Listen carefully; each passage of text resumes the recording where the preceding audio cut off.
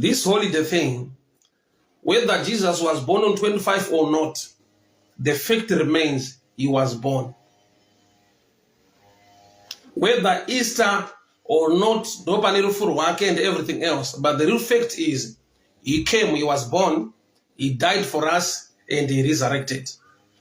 Death will not cancel the truth.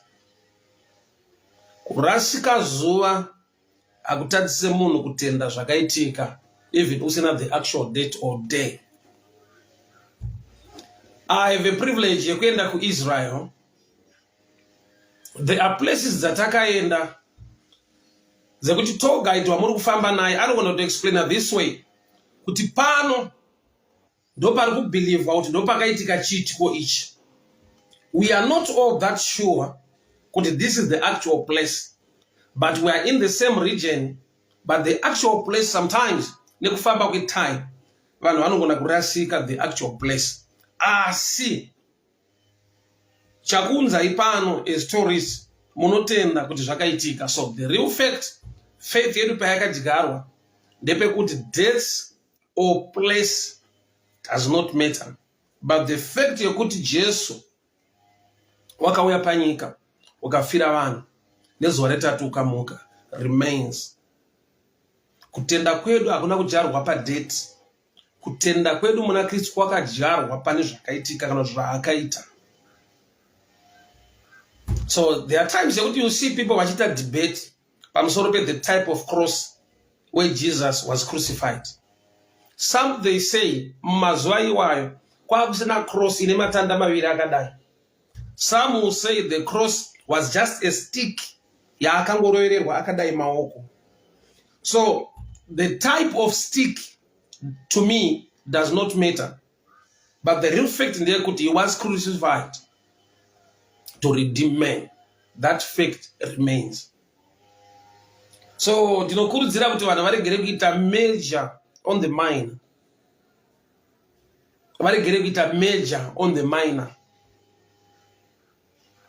Varegere kukansela chakaunza kutenda kwavo muna Kristu nekuda pedate. Kuti aiwa 25 December aisiriyo yakazodai ikazodai hapasiripo hapasodai apa panenge paitonamatwa Satani apa panenge paitonamatwa zvakati. With such kind of teachings, people have believed that they are super than others, or they are excellent, they are above others in understanding. So kuti vanhu vakutoshora vakutarisira vanhu pasi kuti you still celebrate Christmas makarasika amuzive. Kurasika kwemunhu kana achitenda kuti Jesu akaberekwa, to me with my understanding akusi kurasika. Munhu akarasiswa date but asina kurasika pachokwadi chekuti Jesu akaberekwa. That's why mukuberekwa kwa Jesu vanhu vanotanga kuloketa nekuziva paari nekumupa zvipo, they were regarded as the wise men. Kugamuchira kuberekwa kwake, that's a sign of wisdom. Date nderipi musi upi chinhu chiri minor. The real fact he was born, the real fact he was crucified, the real fact he died and resurrected. So I'd like to read a scripture. One of my favorite, Mark chapter 4. Amen. Ndirikunzwika zvakanaka here madzangu, ndirikunzwika zvakanaka. Let's share. Ndipe amen yako so we can just move forward together. Ndipe amen yako. Bright Madzinga, Adrian Tinashe, Buti, Precious Rujidzo, Benedict Chipere, Taona Mutisi. God bless you, God bless you, God bless you, God bless you. Sifas Mushure, God bless you. Onias Shigome, Mbuya Muno, God bless you, God bless you. Rebecca Matika, Agnes Kurwai Simba, Evelyn Zulu, God bless you, God bless you. Frank Manieri, God bless you. Right, I'll read Mark chapter 4, verse 8. It's one of my favorite. Mark chapter 4, verse 8. The other seeds fell into good soil, produced the grain, growing up and increasing, and yielding 30-fold, 60-fold, and 100-fold.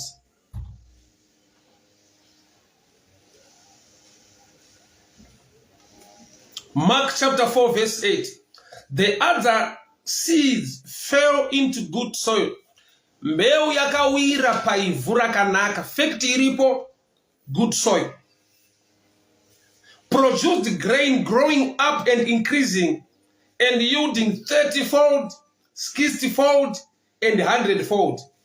And he said, he who has ears, let him hear. Anenzeve dzekunzwa. This statement idimikira. Anenzeve, azvina kunzi anenzeve ngaanzwe. He who has ears to hear, anenzeve yekunzwa. Kurati kune dzimwe nzeve dzinogona kuvapo, badzoregera kunzwa. Anenzeve dzekunzwa ngaanzwe. Sei nyaya yatsigirwa nekuti anenzeve dzekunzwa ngaanzwe?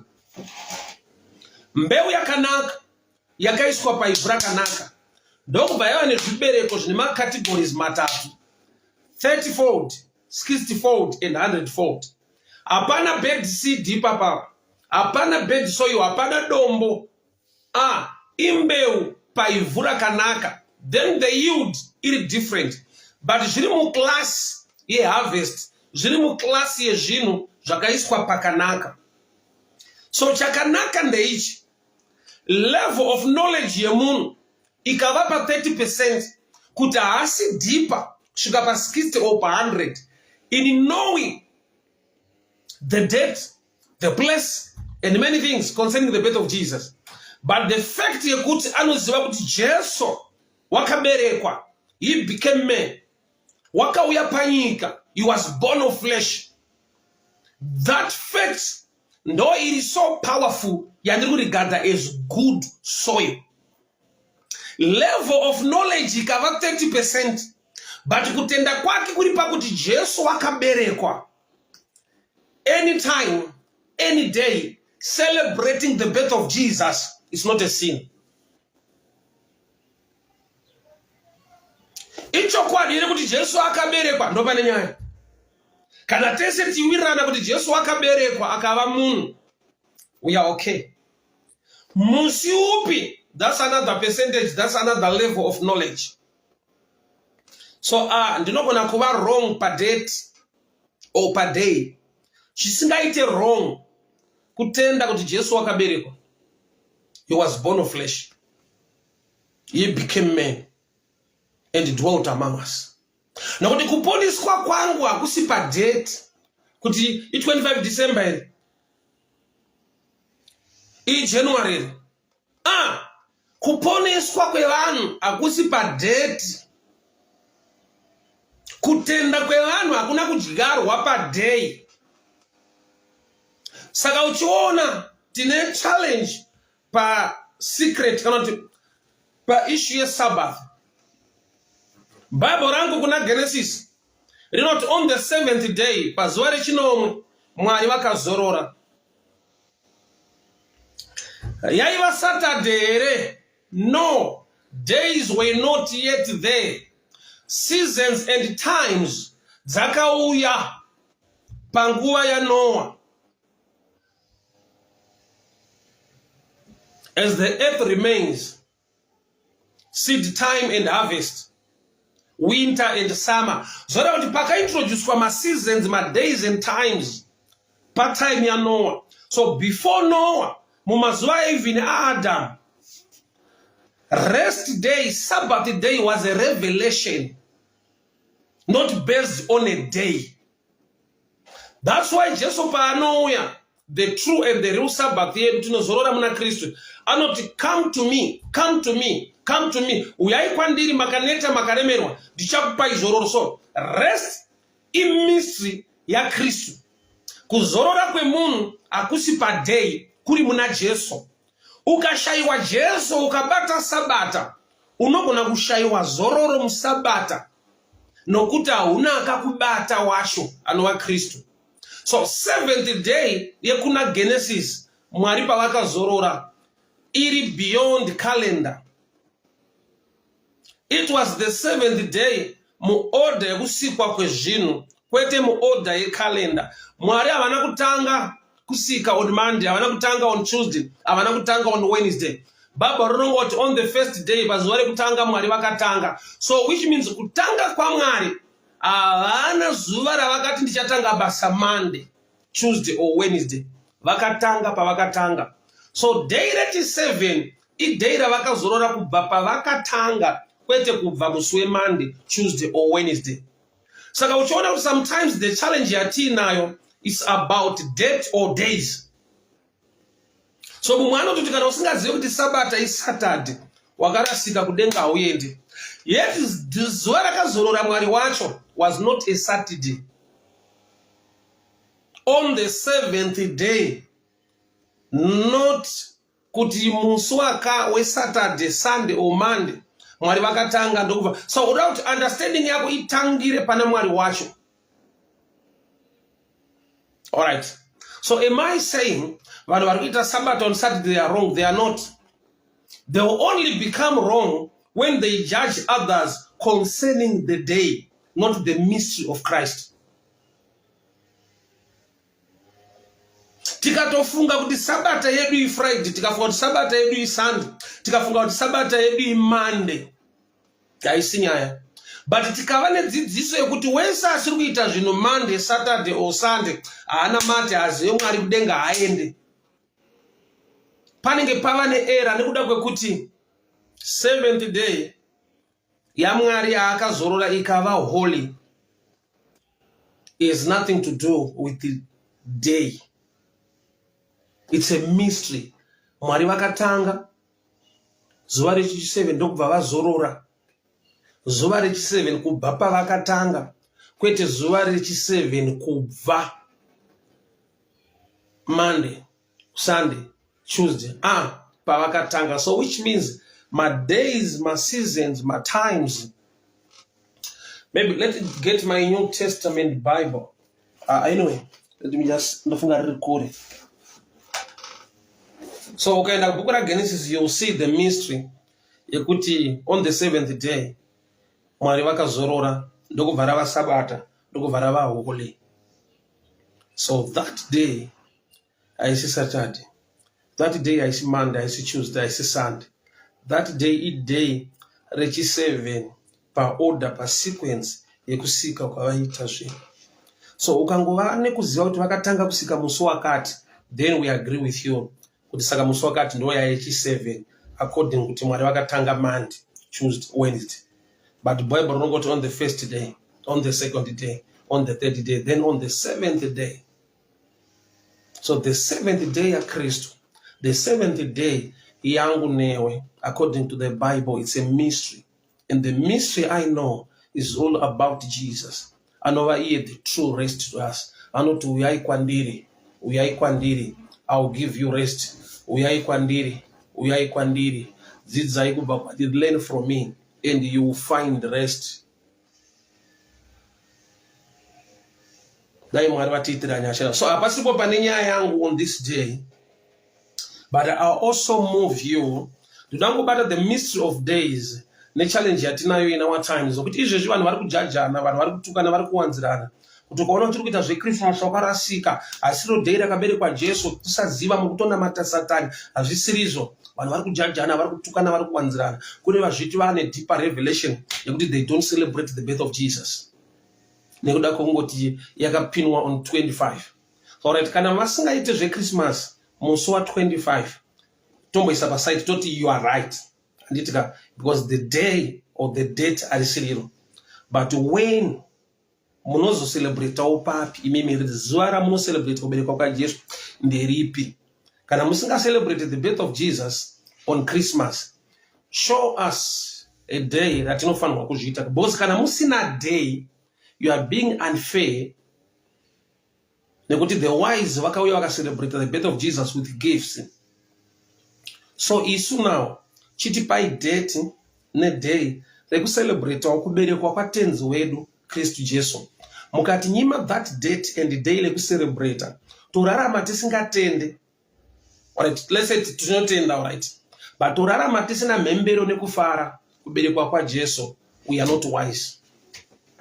Kana the birth yevanhu kuberekwa kwevanhu vanhu vachipembera, what more celebrating the birth of Jesus.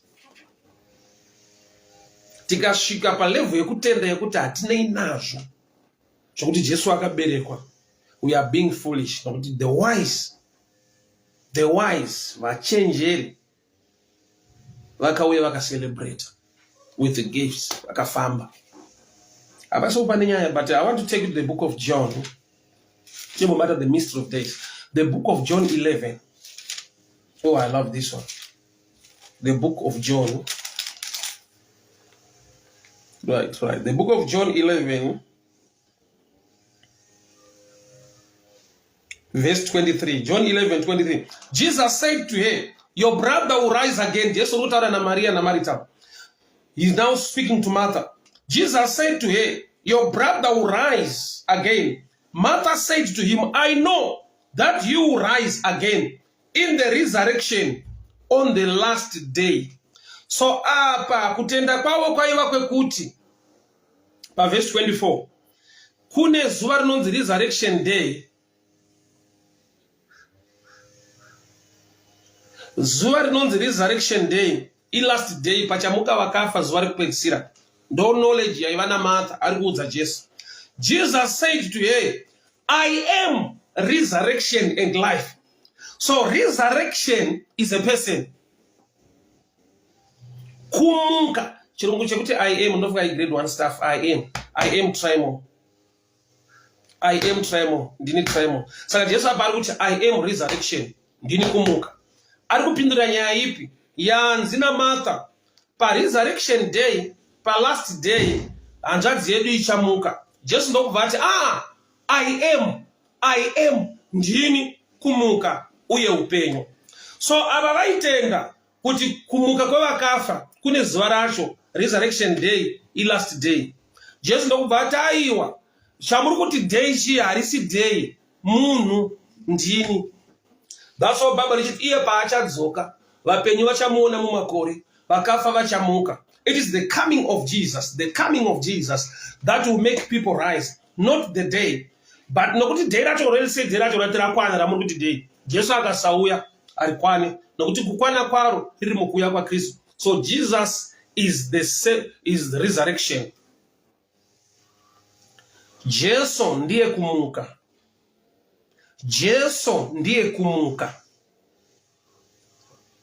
Okay.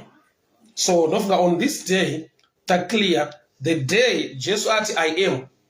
Kurati hakuna day resurrection. The last day. Chinonzi resurrection mu last day is Jesus coming on that day. Iye akasauya hakuna nomuka nokuti iye ndiye kumuka. So apa Martha apindurwa kunzi aiwa kumuka harisi zuva ramukuti hanzvadzi yedu ichamuka. That's why Jesu akabva amutsa Lazarus because iye ndiye kumuka wacho. Tokubva amutsa Lazarus. So Jesu apa atoti I am ndini kumuka. I am resurrection. So tapedza neday iri now. So Mark 4:8 yandaverenga yati mbeu yakanaka parakaiswawo paivhu rakanaka ndokubva yabuda imwe 30-fold 60-fold 100. So zvinoita kuti munhu ave neknowledge iri pa 30%. 30%.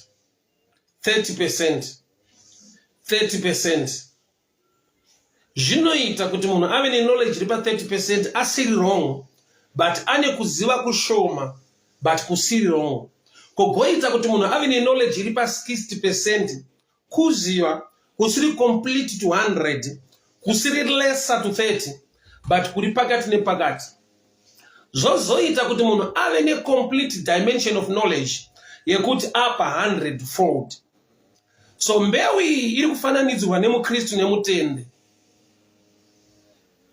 Kuti mukunamata hatifanani. Kune vakura zvekuva neruzivo kupinda vamwe. But hazvireve kuti ukava neknowledge kudarika mumwe atova musatanist nokuti hazive maringe palevel yaunoziva. Mwana wegrade 4 istudent mwana wechikoro ari kuUZ istudent mwana wechikoro ari kucreche istudent mwana wechikoro. Category 1 vese they are students. Hapana ari kumba vese vari kuzvikoro, but their level of knowledge is different. Saka muchiona kuti even panguva ndofunga during our times patakaenda kuchikoro isusu manje kuprimary taitenderwa kuunganidza kana zvimiti kana matombo tichiita maths dziri tangible dzinobatika. Ukanzi 3 plus 3 waiunganidza zvinhu zvako 3 obva wati 6. 1 plus 1 waitora chinhu 1 nechinhu 1 osanganisa obva wati 2. Dzinotanga dziri tangible ozoenda palevel yekuti dzafanira kunge dzakuzikanwa usina zvinobatika. Azviite mwana wegrade 1 dofu kushandisa matombo zvinomuita munhu achiri kukura but achidzidza the correct thing with a different level. Mweya wekutukana, mweya wekuwanzirana, mweya wekushorana nekuda kwekuti mumwe une kuziva kuri maari kupinda mumwe, that's an error. Ndinogona kusaziva zvaunoziva mukunamata muna Kristu but hazvindiite muedheni. Alright, pa-identity reganitaure mastatement aJesu anodai so. Paanoti kumukadzi wechiKenani ndakatumwa kumakwai ekwaIsraeri akarasika. Zvoreva kuti you can be still part of Israel by identity but lost in understanding or knowledge. But identity will never be taken away from you. Nhamo yatinayo mu body of Christ ndeyekuti when somebody gets a higher level of knowledge unotora that platform kuchinyira, kutuka, kuwanzira kana kunyadzisa munhu ari parowa level of knowledge. Yet we grow in knowledge. There was a time yekuti mukatora vatinoti great men of God, teachings avo ekare teachings avo anhasi, they have improved. Hazvireve kuti they were in error, they were growing in revelation. Danger ndeyekuti when you grow up in revelation and you begin to speak negatively or against or to try to prove a point, I'm greater and better than this teacher of the word, ari kurasika apa panoreva zvakati in this way, that's an error. You become popular but still with an error in the kingdom. Pane ma-errors emukingdom yaMwari ekuti we celebrate a man ari kutaura chokwadi pa deeper revelation but ane error yekutsondora vataura chokwadi pa lower dimension of revelation. I've seen such happening in the body of Christ. There was a time yandaiteerera Pastor Chris teaching. He's a great man of God. He's a great man of God. He's a great man of God. A gift to this generation. But I've discovered one thing. There was a time yandakaona TikTok song when the man of God was saying the song ya Sinach. Kana pana akamboinzwa, just type Amen, Pastor. I want somebody to agree with me. Pakavani two witnesses, that would be better. Pane akambonotice a teaching ya Pastor Chris vachiticha pamsoro pekuti song ya Sinach yekuti miracle worker light, you know the song. It's not correct. All right, we are kind way. Pastor Chris is a true man of God. He's a general in our time. But when you are addressing an issue, you are Peter board of Christ. Nemngana aripa lower level of knowledge than you. You speak in a manner yekuti autsondori unodzidzisa iye accepta dzidziso oita grow. Because ukatarisa ma teachings emunhu wese waMwari waunoyemura today enda kune ma teachings ake kudhara, you will notice that he was growing in knowledge. Haana kuberekwa ari genius, haana kuberekwa ari that powerful. Kana pana anotenda kuvanhu vaMwari vakuru kwazvo, kune vakuru anopinda inini kundidarika. I've done this research ndikatarisa pavaitanga kudzidzisa kubva kare na today. They have not changed kuti vama Satanists. They've grown in revelation. But pane era ne challenge ndepekuti when you look back, ona somebody who is also growing kwakabva nako iwewe ane a revelation according to his level of what this is error azvisirizvo. You are right at your level, you are wrong in the things of the kingdom to make others grow. Okay, I'll give you an example. I love examples. I thank God he blessed me with tangible examples. Munoziva here kuti mwana paanonwa mukaka wamai vake paanorumurwa kubva pamukaka. Mukaka haisi poison. Mukaka unorumurwa mwana kana akura haisi poison. Haisi poison. Mukaka haisi poison. But mwana anofanirwa kurumurwa kubva pamukaka. But hakuna vhangeri kana kuudza mwana kuti usangonwa zina nebasa rese hazvina kwaunosvika nazvo ndokuzodii. Nokuti nemiwo muri kuti mwana arumurwe pamukaka, makarumurwawo pamukaka.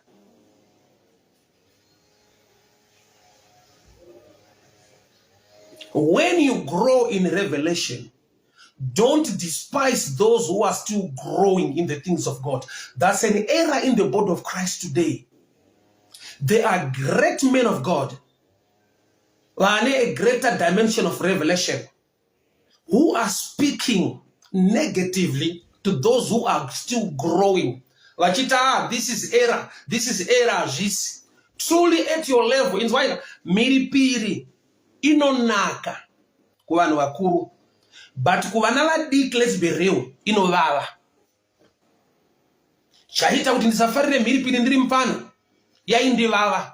Chakuita kuti kana ndapiwa muriwo nditsvage mhiripiri, ndaakunzwa kunaka kwekuvava ikoko. So kana mhiripiri ichivava kumwana ichitapira kuvanhu vakuru, let's face mafacts edu zvakanaka, so that hatigone kutsondora. Ungabate mwana otanga kurova oti idya mhiripiri inonaka, mani kusaziva idya mhiripiri inonaka kusaziva. Chokwadi kwaari hainake, inovava, but kwamuri yava kunaka. Saka adresa munhu at his or her own level. Saka muchaona kuti Mwari manje, Mwari vakasiyana nevanhu. Saka Bible rati mbeu yakanaka paivhu rakanaka, imwe yakaita 30, imwe yakaita 60, imwe yakaita 100. Hapana bad soil. Wese ane blessing ne gift of revelation iri greater than others, ungwarire chinhu ichichi. Number 1 is pushed by pride. Number 2, inogona kupushwa nekuti you are not no longer in good books nemunhu wacho. Chinhu chawakatombo-celebrate ukaembracea ukachitambira, but there will come a time woti now I know izvi hazvisiri zvazive Mwari akarasika. Tinogona kuva nema-differences, but let's face mafacts sezvaari. Vanhu vaMwari vanogona kusawirirana, mafundisi anogona kusawirirana, but hazvitadzise Mwari kupa mufundisi wawakamaka message. Ndo challenge ina Mwari wacho manje. Ndo panoshanda chinhu chinonzi grace. Mwari havatadze kupa munhu usingafarire a correct message or a right message or a revelation. But unoziva here kuti munhu ukasamufarira ukasamuda, chese chaataura chiri wrong even chiri correct. Munhu ukasamufarira ukasamuda, even akataura chokwadi kwauri hachisi chokwadi. Why? Because haumude. Mauri unotonzwa kuti I cannot support my enemy. We can have my differences isusu. Gideon waida kundorwa nevaMidhiana. Mwari ndokubva amutuma kuti tora muranda wako pura uende kukembi yaMidhiana. Unonzwa zvavachataura. Bible roti paakaenda ikoko akanzwa munhu achinda rota chingwa chichipaza misasa. So nemumwe hakuna mumwe munondo wa Gideon. Bible wrote, and Gideon bowed down and worshipped God in the camp of the enemy. Which means Mwari vanogona kupa enemy revelation yekuti ugonewo kunamata. But nekuti unenge une mindset yekuti he is my enemy, you will not learn anything from him. There are people who they don't like me. Kana ndikatoti Jesu ndimambo, nekuti havandifarire, they will criticize that. They will find a way yekuti ndimambo, but iwo muparingwa usi right wakazodai kwaza. Uchaona kuti icho chekuti ndataura ichokwadi and achite kuti achipikise, but nokuti haandifarire, anofanira kuwana a way yekuto criticize. Even ndatoti Jesu mwana waMwari. So I've seen the challenge in the body of Christ. Hear me very well, people. Mark 4 verse 8. That's the benchmark. You're not even understanding in this coming year, 2024. Every great man of God you admire, look back from where he came from. His old teachings. You will notice that he was grown or she was growing in revelation. She or he did not start on a greater platform of deeper revelations. We grow in the things of God. The challenge today is When you don't like the young man or the young woman being used by God, whatever level of revelation she or he tries to bring up, you always criticize. You always criticize. But remember, kune 30% ilipa good soil. 60% ilipa good soil. 100% ilipa good soil. I'm sure this teaching, I would like my guy, my Pastor Brian Mafua from Durban, kuti vandiitire my cuttings to dig for this teaching. Tigona kupinda muna 2024 with this understanding, because I have seen we have a challenge in the body of Christ. We are not really understanding Mark 4 verse 8. I'll repeat this way. And no doubt Pastor Brian was it to my cuttings to dig for TikTok, Twitter viral. I want the ministers of the word, especially the ministers of the word, to learn from this revelation. Ministers of the word. Why? Because I have seen people who are growing the things of God. Very good son or one already grown, Vakura, very 160%. Why? Because it's the battle of members and pride. The battle of membership and pride sometimes you need to creep in. I want people to have the I want to be the one that could read. We preach to win souls. We show out our intelligence, deeper knowledge to win people. We teach or we preach to win souls. We preach Christ to win souls. When I talk to outside Christ, we want to get members now. I believe God will bring people to you, but there are times you can also bring people to yourself by displaying your intelligence. Better than others. Hear the truth, people. They are so unique and different. Because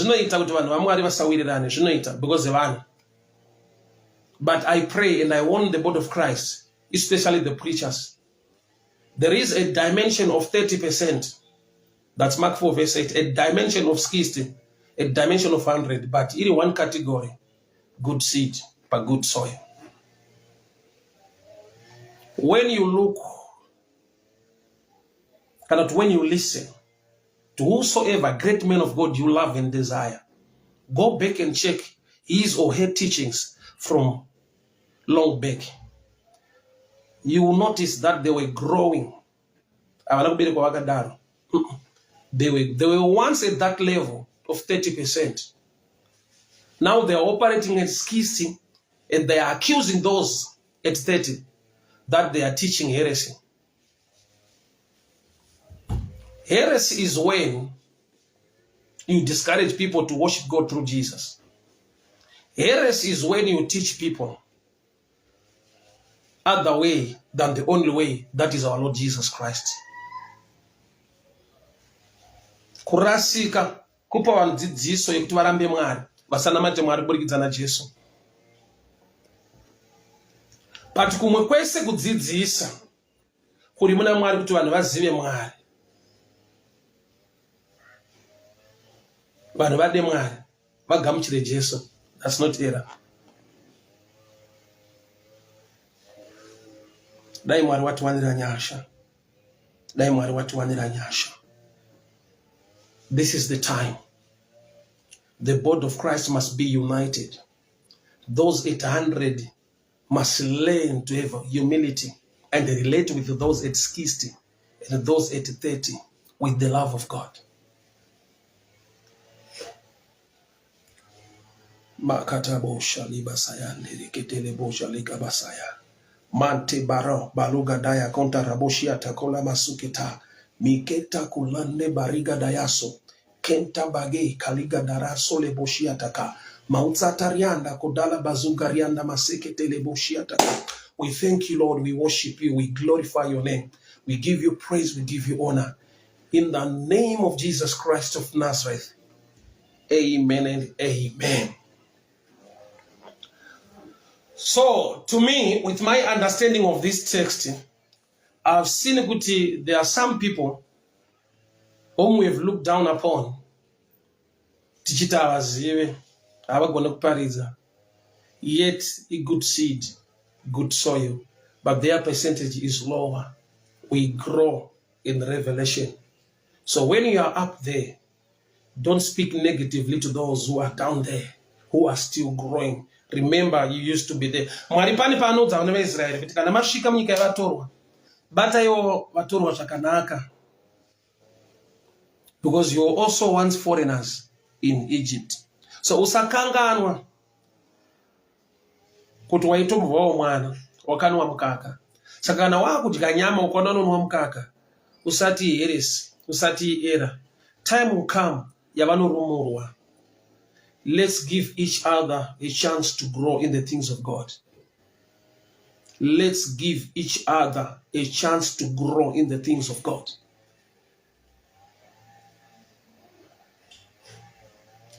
Let's give each other a chance to grow in the things of God. Remember,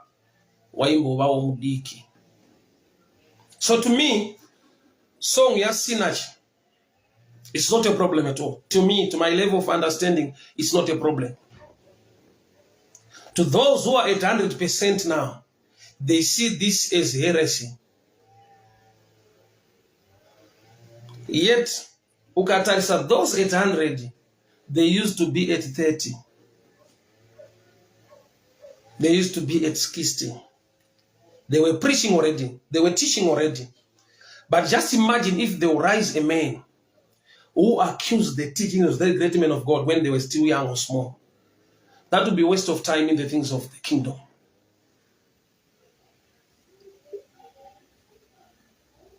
Breast milk is not poisonous. But there will come a time when you move to solids, when you move from liquids to solids. But when you are now at that level where you can eat meat or bones, don't speak negatively to those who are still being breastfed. Remember, you used to be there. So it's time for us as the body of Christ to have unity. Encourage and help each other. Those at 100 to help those at 60. Those at 60 to help those at 30. We are the same. We are the body of Christ. I love Pastor Chris. I love Synergy. I love that song. It encourages me. It inspires me. It touches me. To some, it does not mean anything. But to me, from this understanding of Mark 4 verse 8,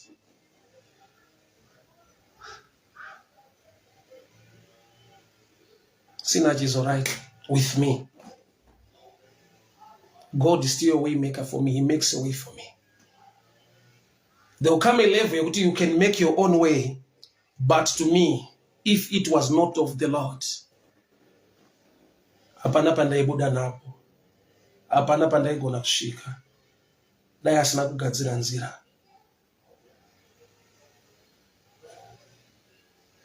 Father, we thank you for your word. We thank you for your grace. We thank you for your favor. We thank you, Lord, in Jesus' mighty name. Amen. And so God bless you so much. God bless you so much. God bless you so much. Okay, privilege Sibad. I'm talking about the song, you know, Waymaker, Waymaker, Waymaker from Sinach. Waymaker, Waymaker from Sinach. I know she was wounded.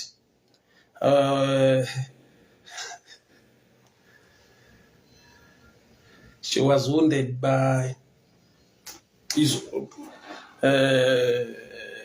okay, yeah, you know this song, Waymaker. It's a good song, it blesses me. We grow in levels, in dimensions of faith, in revelations. So Mark 4 verse 8, yati, mbeu yakaenda paivura kanaka imegeta 30, 60, 100. So there are times you put 800. You don't speak negatively or accuse those at 60. You encourage them. because they are still part of good seed on good soil.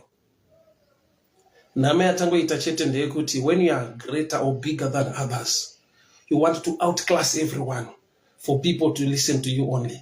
That's why ukaona ndani dzidziso yekuti hakuna kumwe kwaunofanira kuteerera vhangeri kunze kwangu, that's an error. No matter how mightily used by God I can be, but kukupa vhangeri rekuti vamwe vese usavanzwa inzwa ini chete I'm greater, that's an error. We are gifted in different dimensions for the sake of bless the body of Christ. God bless you. I hope my guys will put this one on YouTube as well. Manje, moresana with the names. Maybe you take the names out. Anongotanga panatanga kuparidza shit. God bless you, amadzangu. Mwari wakitire yasha. A happy holiday to you. Mwari wakitire yasha. Remember that it's not about the day, but it's about the truth. Jesus was born. It's about the truth. So usadziviswa kufara uchipembera kuberekwa kwa Jesu. Nekuda kwekuti maybe kalenda rako rakunyepera, kuna wakuudza kuti it's not deeper, zvamwari ndezva Satan. I don't owe Satan a day. All my days belong to Jesus. Each and every day I worship him. I'll give him glory and I'll thank him. Nekuya panyika nekuberekwa nekundifira. So vanoti madays ndeya Satan aizona matwa kwakadai ipai Satan madays amunomupa. To me, all days of my life I will live to worship and honor God. Satan anazwara akasika. It was from the beginning unto the end.